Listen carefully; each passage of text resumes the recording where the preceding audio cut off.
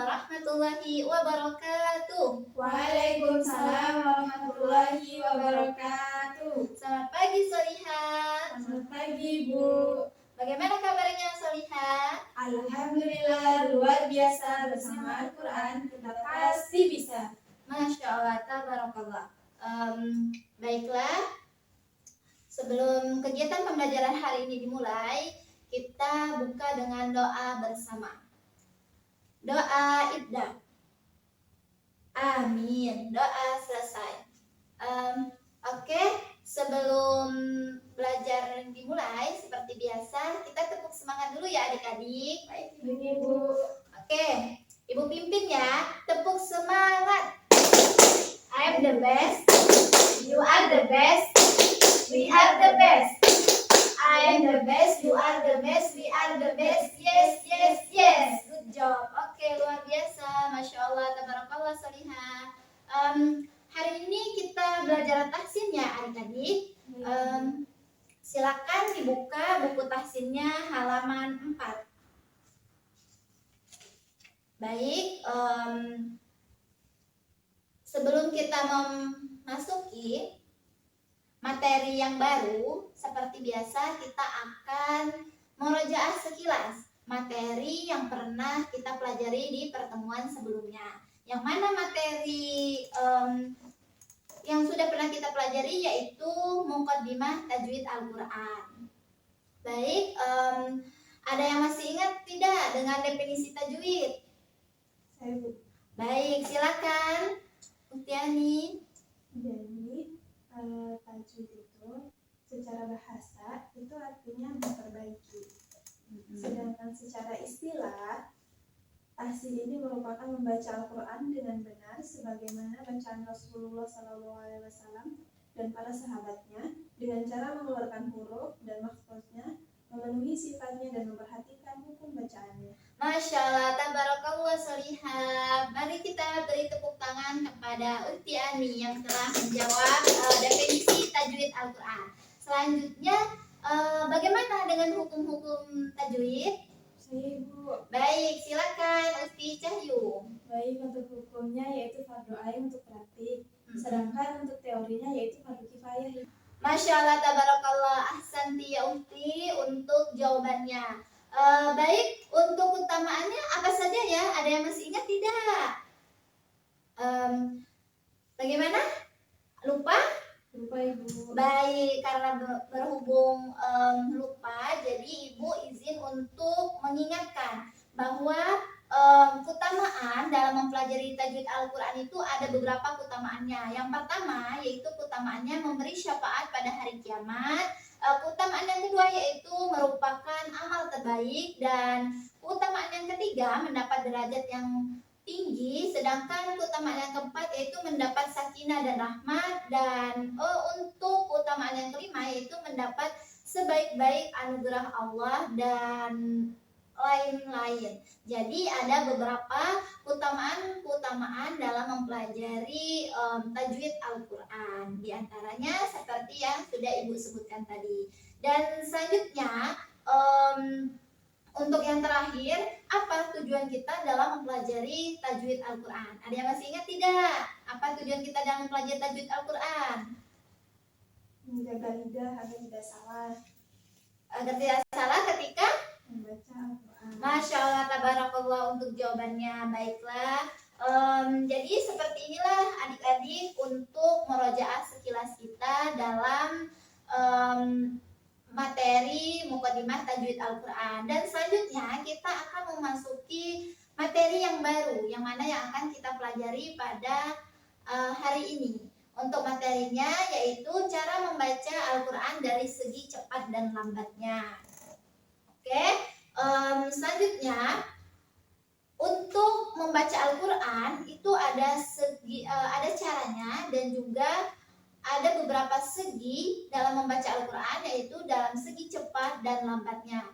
Untuk membaca Al-Quran, yang pertama dengan cara yang at-tahqiq, yang mana yang dimaksud dengan at-tahqiq ini yaitu membaca Al-Quran dengan sangat pelan.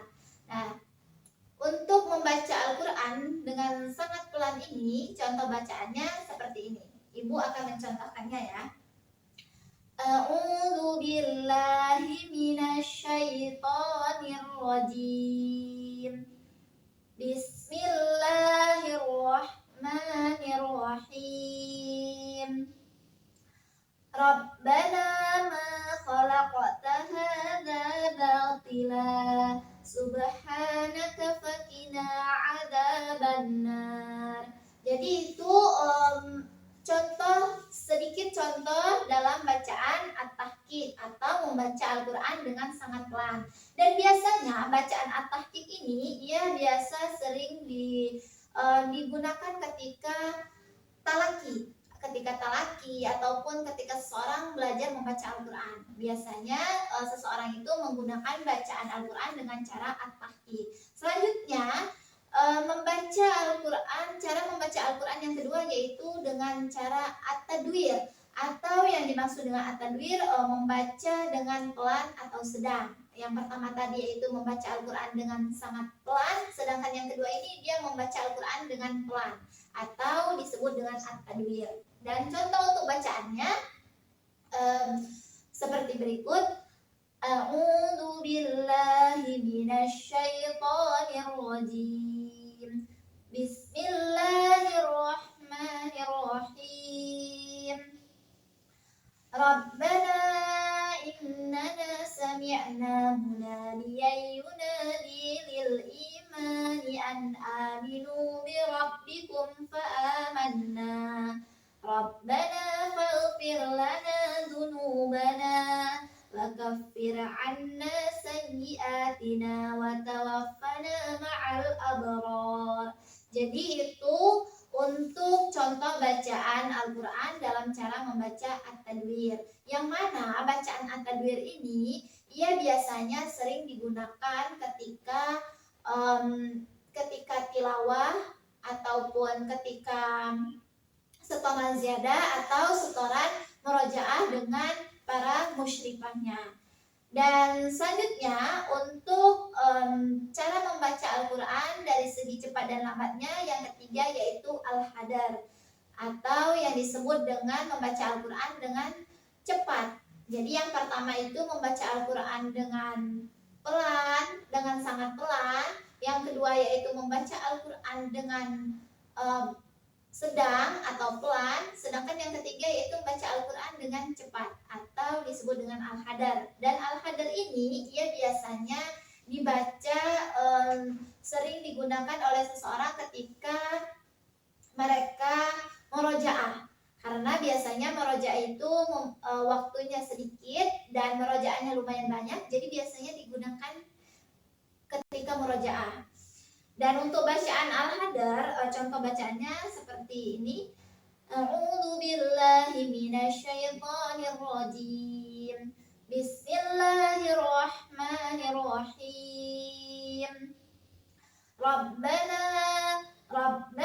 wa atina ma wa'adtana 'ala rusulika wa la tukhzina yaumal qiyamah innaka la tukhliful mi'ad. Jadi itulah untuk contoh bacaan cara membaca Al-Qur'an dalam segi cepat atau al-hadar.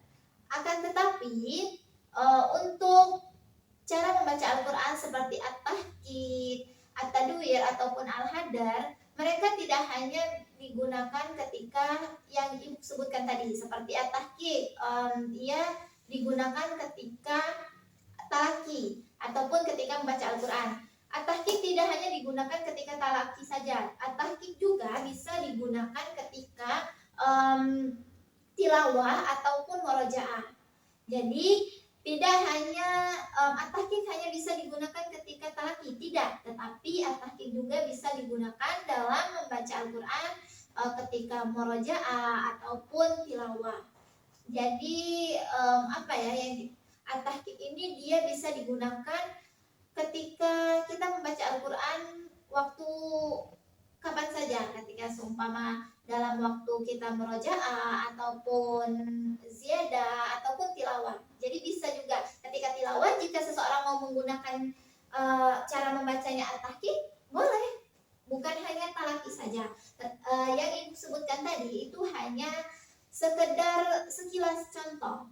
Dan biasanya juga digunakan seseorang jika seperti al-hadar, biasanya digunakan seseorang ini ketika dia murojaah. Kenapa al-hadar biasa sering digunakan ketika murojaah? Karena biasanya murojaah yang mana waktunya ia terbatas, akan tetapi murojaahnya banyak. Jadi ia menggunakan cara membaca al-hadar agar hafalan-hafalan tadi dapat dimurojaah semua. Jadi begitu. Makanya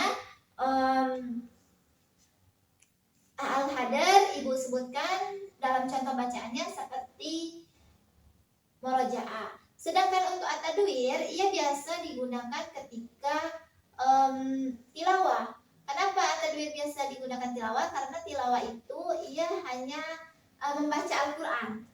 Membaca Al-Quran, bukan menghafal ataupun murojaah. Jadi dia biasa digunakan biasa tilawah ini menggunakan cara membaca Al-Qurannya dengan at-tadwir, dengan pelan. Tetapi ada juga yang membaca tilawahnya dengan cara at-tahqiq ataupun al-hadar. Begitu juga dengan sebaliknya. Oke, baiklah. Jadi begitulah untuk cara membaca Al-Quran dari segi cepat dan lambatnya. Untuk kesimpulannya, dalam membaca Al-Quran dari segi cepat dan lambatnya ini, ia terbagi menjadi 3. Yang pertama yaitu at-tahqiq, yang kedua at-tadwir, dan yang ketiga yaitu al-hadar. Untuk pengertiannya, at-tahqiq ia membaca Al-Quran dengan sangat pelan, sedangkan at-tadwir dia membaca Al-Quran dengan pelan ataupun sedangkan al-hadar yaitu membaca Al-Quran dengan cepat.